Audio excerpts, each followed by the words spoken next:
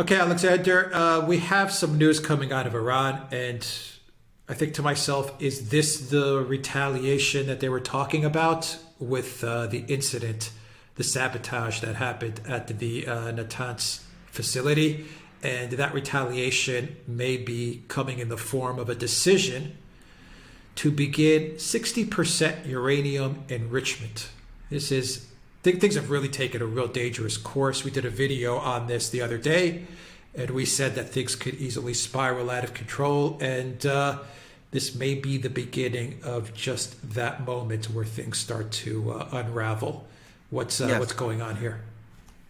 I mean, I think this is the retaliation to the Natanz attack. And I have to say, if it happens, and I hope it doesn't, this would be an incredibly, exceptionally dangerous move. It's just about the most dangerous thing the Iranians could do, because if you start enriching uranium to the level of 60%, then you are very close indeed to building a nuclear bomb.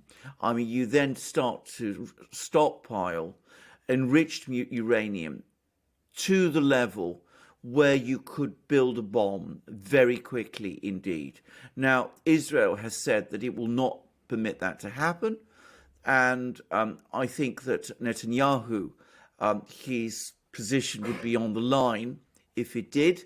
So if we really face that kind of situation, I think some kind of Israeli attack on Iran would become a virtual certainty.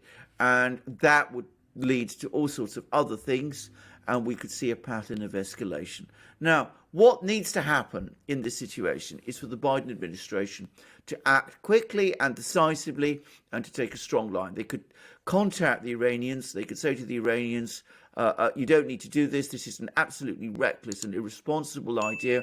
We are heading back into the JCPOA. Please disregard what the Israelis are doing, because that's what our policy is. And they could talk to the Israelis. Biden could telephone Netanyahu and say, no more cyber attacks like that on Iran.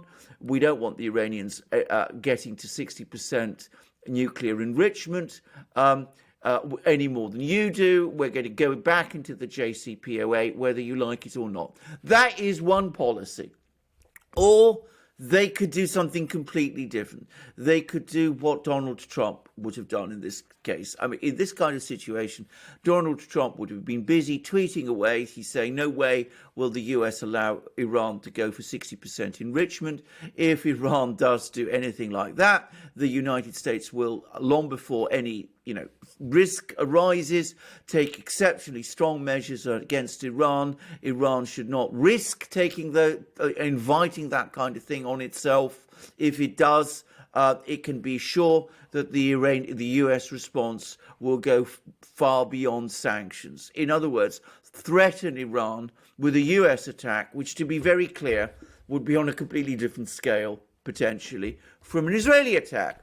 And I think either course might contain this situation. But the risk is that the Biden administration will do neither.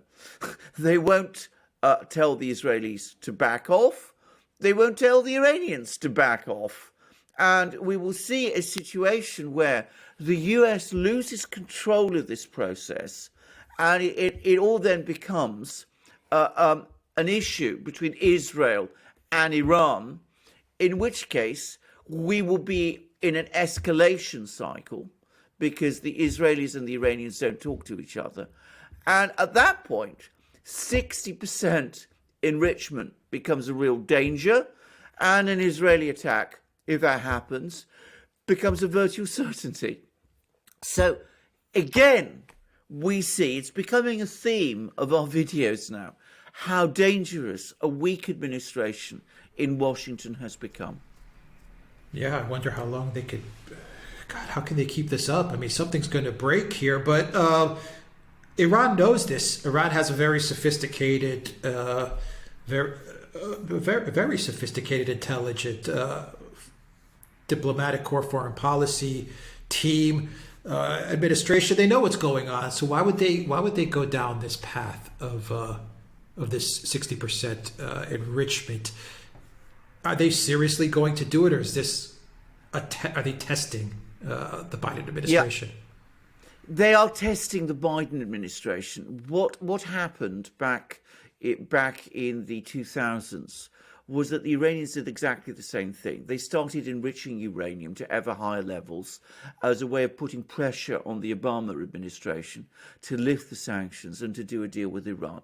And Obama did exactly that. He did a deal with Iran, the JCPOA, which Donald Trump, by the way, made some, I'm going to say it, unpopular as it is maybe with some people, which conceded to the Iranians an awful lot.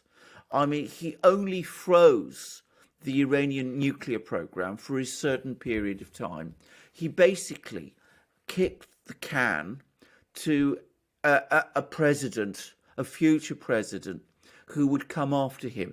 So, and at the same time, he made all kinds of promises to lift the sanctions and to pay back the Iranians a lot of money that the US had frozen, which he, to some extent, did.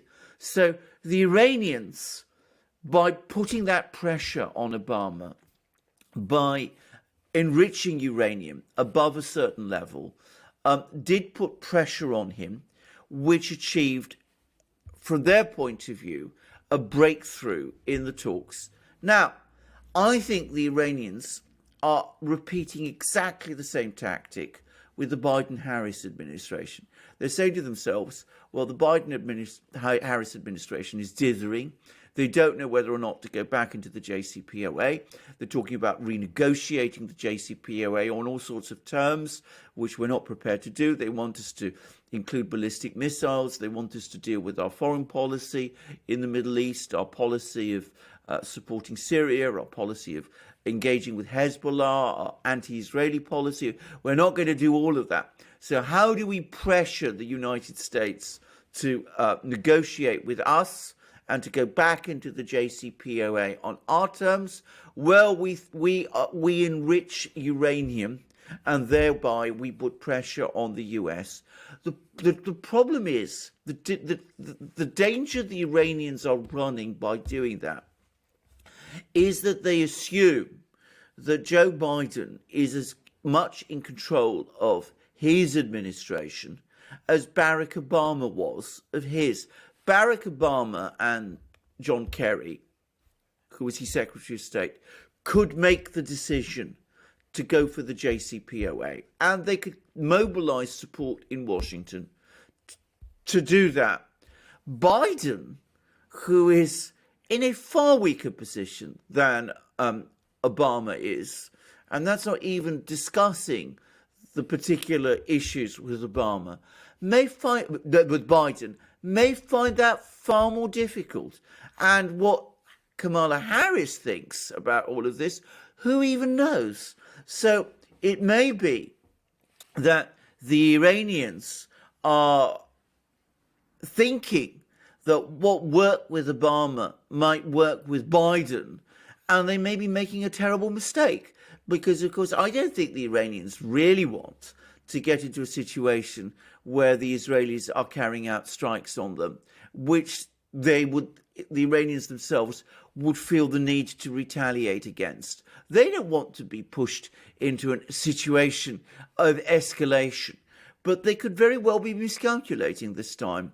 And frankly, I think that this is a dangerous move, and one which might end up having very dangerous consequences. We will see what happens. Very quickly, can Iran pull back from this decision?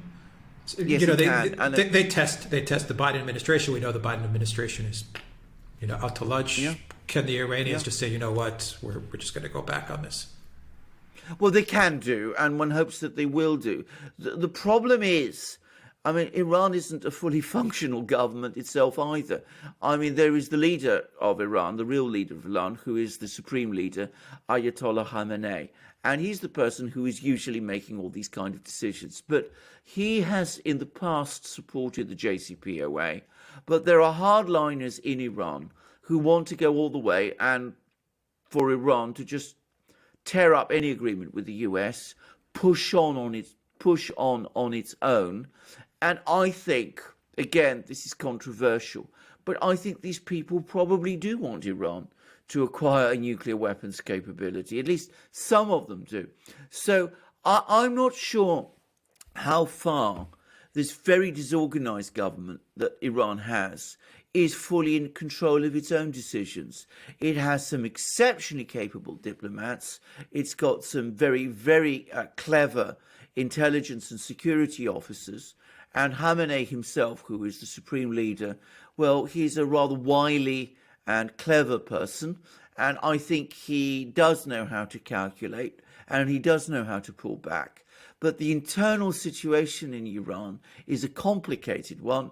And if he does decide to pull back without having achieved any great breakthrough, he may find it difficult. So we'll see.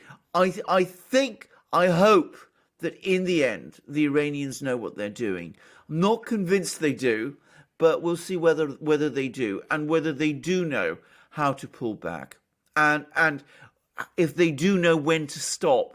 Sometimes the most important thing in politics, especially in geopolitics, is knowing when to stop.